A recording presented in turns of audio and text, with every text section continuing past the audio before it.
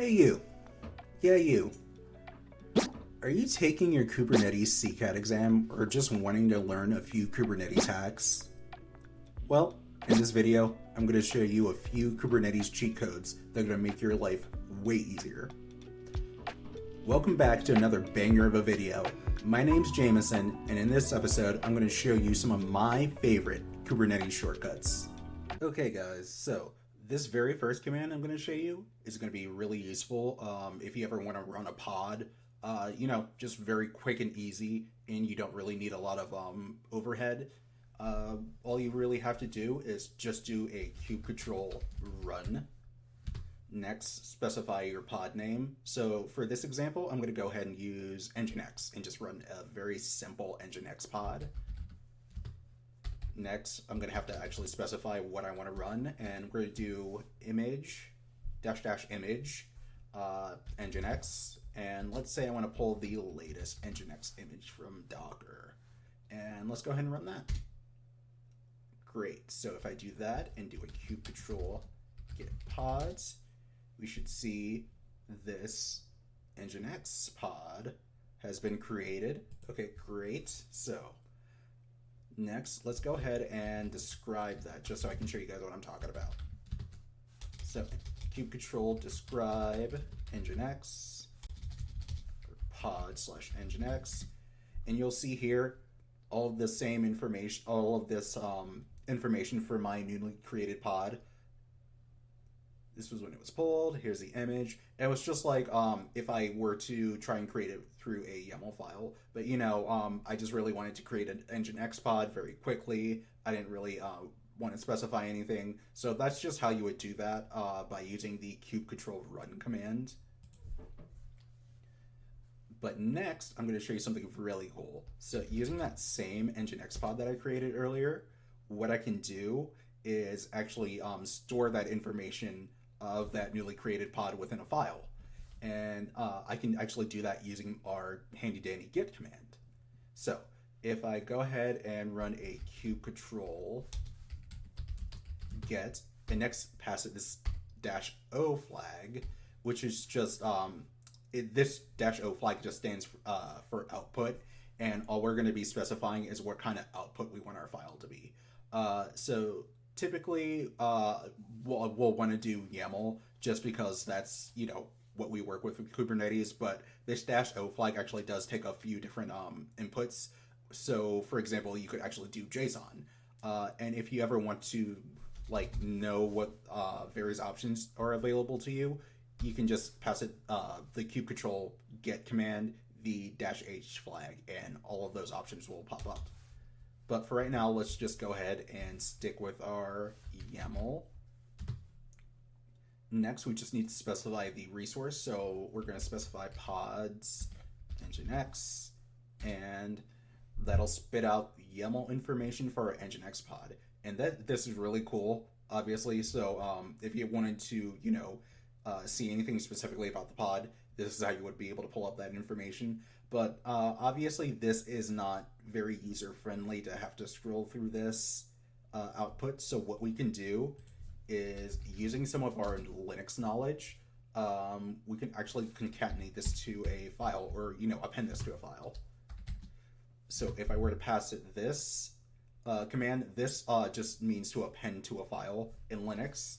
And if I pass it a file name, so let's say nginx.yaml, this will go ahead and write the information for my nginx pod within a handy dandy YAML file for me. So what I can do is go ahead and run that, and bam, I now have a new file called nginx.yaml. And if I open that up, same information as earlier.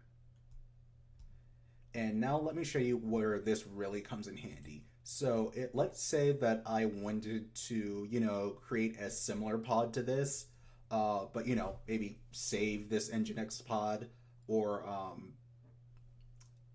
make a very minor change. All I would really have to do is just do a quick change to, let's say, nginx -2. Okay. So now I have a new pod that's going to be named nginx-2, And if I do a kube control apply -f nginx.yaml, that has now created a second pod called nginx-2, and it's going to have all of the same properties as that first nginx pod that I created, which is really useful. So if I did a kube control get pods, you'll see both of these pods are now still running. So that is very useful. So that's very useful for various reasons. So if you ever want to store information about not even just a pod, just any Kubernetes resource, that is just a quick and easy way you could do that. The next command I'm going to show you is going to be the expose command, and what the expose command will do is enable you to basically spin up a Kubernetes service for whatever deployment pod or whatever you're trying to use, and you're going to be able to do it through one quick command line, one quick command line command. So let's go ahead and do a kube control expose, and again I'm going to use that same nginx pod that I created earlier by specifying pod nginx, and next I'm going to use this port flag and pass it a port number. So this port flag is going to be where I'm trying to port forward to, and basically I want to port forward to port 8080 on my host, and I want to be using my target port or the port of my pod, port 80. And that's just standard convention for nginx, nothing really special here. Next I'm gonna just go ahead and use this, that should actually be name. I'm going to be using this name flag to just give a name to my service. So let's do nginx-service. And if I hit enter, okay, great. It looks like my nginx service was created. And if I actually go ahead and do a kube control get services, we should see that newly created service right over here. And next, let's go ahead and describe it and make sure that everything was created correctly. Service, nginx, service, great. And we'll see here, target port 80, so 80 of my pod is now forwarding to port 8080 of my host. Here are the IPs, and it's going to be using this nginx label. And if I open up that nginx.yaml file, you'll see here, this is the same label that this uses, so that's how we know that that it was created properly. And if we actually use that command that I did earlier, so let's do a kube control get service nginx-service, and let's go ahead and do the -o flag. Append it to, let's say, nginx-service.yaml.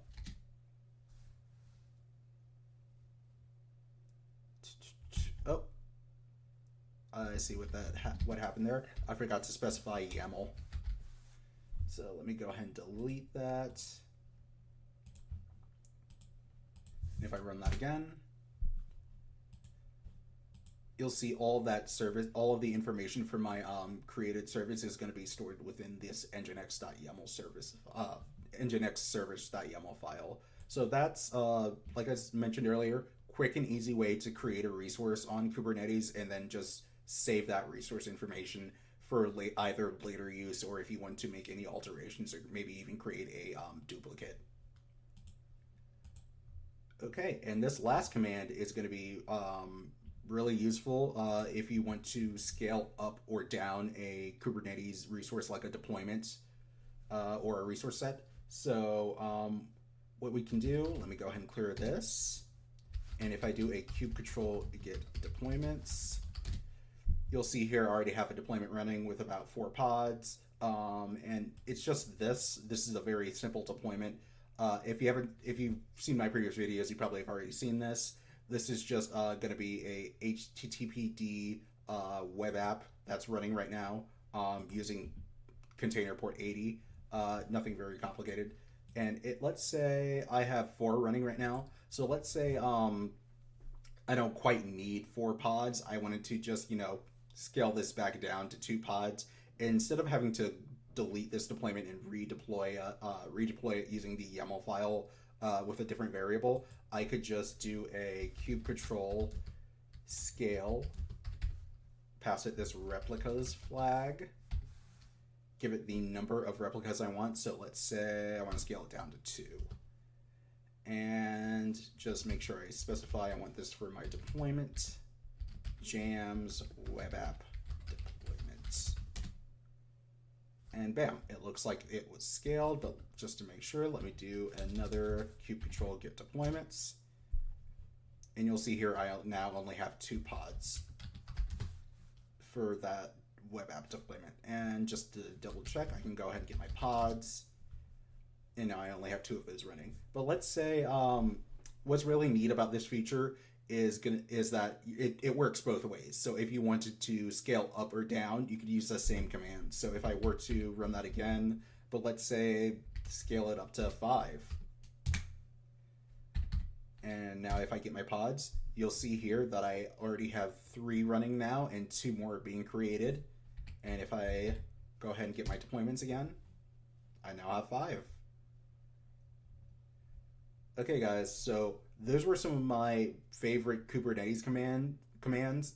If you're taking your CKAD exam or, just learning Kubernetes, these are really useful shorthand commands that are going to make your life way easier. That's it for today's video. If you enjoyed what you saw, consider subscribing and turning on the notification bell so you won't miss any future uploads. It's been a pleasure sharing with you. Until next time.